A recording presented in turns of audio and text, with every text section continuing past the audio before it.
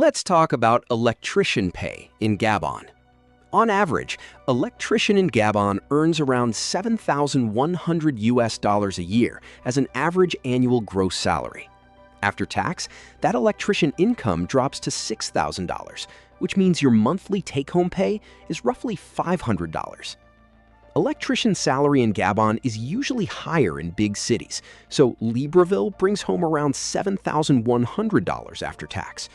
While that looks better, higher living costs in the city often eat up the extra electrician wages, so your real buying power stays similar elsewhere.